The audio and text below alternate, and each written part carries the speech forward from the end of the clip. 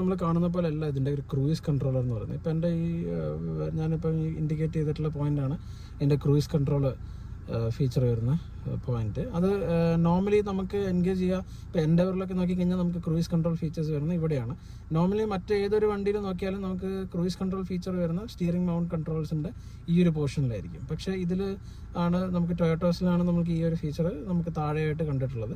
അപ്പോൾ ഇത് സെറ്റ് ചെയ്യുക റീസെറ്റ് ചെയ്യുക എന്ന് പറയുന്നത് ഒരു ഇച്ചിരി ടാസ്ക് പിടിച്ച പരിപാടിയാണ്. നോർമലി നമുക്ക് എൻഡവറൊക്കെ യൂസ് ചെയ്യുന്ന ഒരാളിനെ സംബന്ധിച്ചിടത്തോളം, അല്ലെങ്കിൽ നോർമൽ വണ്ടികൾ ടൊയോട്ടോസ് അല്ലാതുള്ള വണ്ടികൾ ഉപയോഗിക്കുന്ന ഒരാളിനെ സംബന്ധിച്ചിടത്തോളം അത് ഇച്ചിരി ബുദ്ധിമുട്ടാണ് ഐഡൻറ്റിഫൈ ചെയ്യാൻ വേണ്ടിയിട്ട്. അപ്പോൾ ഇത് സെറ്റ് ചെയ്യുന്നത് എങ്ങനെയാണെന്ന് ഞാൻ ഒന്ന് കാണിച്ചു തരാം.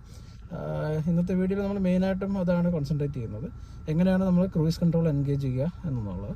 അപ്പോൾ ആദ്യം തന്നെ നമ്മൾ ഈ പറഞ്ഞ ഇവിടെ ഒരു ബട്ടൺ ഉണ്ട്, ഓൺ ഓഫ് എന്നാണ് അതിൽ വരുന്നത്. അപ്പോൾ ഇതിൽ നോക്കിക്കഴിഞ്ഞാൽ യു ക്യാൻ സി അവിടെ ഓൺ ഓഫ് എന്ന് പറഞ്ഞൊരു ഓപ്ഷൻ ഉണ്ട്. അപ്പോൾ അവിടെ നമ്മളൊന്ന് എൻഗേജ് ചെയ്യുമ്പോൾ തന്നെ ഇവിടെ നമ്മുടെ ഇൻസ്ട്രുമെൻറ്റ് ക്ലസ്റ്റർ നോക്കിക്കഴിഞ്ഞാൽ അവിടെ നമുക്ക് ക്രൂയിസ് കൺട്രോളറിൻ്റെ ലോഗോ വന്നു. അപ്പോൾ ക്രൂയിസ് കൺട്രോളറിൻ്റെ ലോഗോ വന്നു കഴിഞ്ഞാൽ അത് ഇൻഡിക്കേറ്റ് ചെയ്യുന്നത് നമുക്ക് വന്നിട്ട് അവിടെ നമുക്ക് ഇനിയിപ്പം വണ്ടി നമ്മൾ സ്പീഡ് സെറ്റ് ചെയ്യാൻ റെഡിയാണ് എന്നുള്ളതാണ്. അപ്പോൾ ഇതിനെയും സെറ്റ് ചെയ്യുക എന്ന് പറഞ്ഞു കഴിഞ്ഞാൽ നമ്മൾ ഈ ബട്ടൺ നമ്മൾ നേരത്തെ കാണിച്ച പോലെ ക്രൂയിസ് കൺട്രോളറിൻ്റെ ബട്ടൺ നമ്മൾ നേരെ റണ്ണിങ്ങിൽ ഒരു മിനിമം 40 എബോവ് സ്പീഡ് വേണം നമുക്ക്. ഇതിൻ്റെ കണ്ടീഷൻസ് എന്ന് പറയുന്നത് അതൊക്കെയാണ്.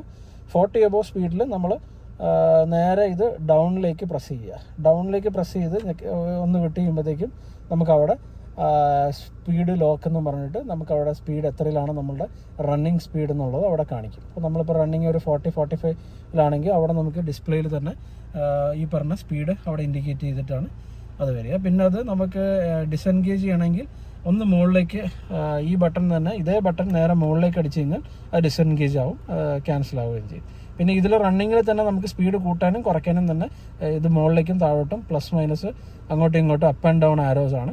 അത് രണ്ടും വെച്ചിട്ട് അങ്ങോട്ടും ഇങ്ങോട്ടും ഇത് ചെയ്യുക. പിന്നെ ക്രൂയിസ് കൺട്രോൾ ഫുള്ളി ഓഫ് ചെയ്യണമെന്നുണ്ടെങ്കിൽ ഈ നമ്മൾ ആദ്യം ഇത് എൻഗേജ് ചെയ്യാൻ വേണ്ടി ഉപയോഗിച്ച അതേ ബട്ടൺ നമ്മൾ പ്രസ് ചെയ്യുമ്പോൾ നമുക്ക് മെയിൻ സ്ക്രീനിൽ തന്നെ കാണാൻ പറ്റും ആ ക്രൂയിസ് കൺട്രോളിൻ്റെ ലോഗോ അങ്ങോട്ട് മാറിപ്പോകുന്നു. അപ്പോൾ ഇതാണ് മെയിൻലി നമുക്ക് ക്രൂയിസ് കൺട്രോളറിൻ്റെ സെറ്റിങ്സിൻ്റെ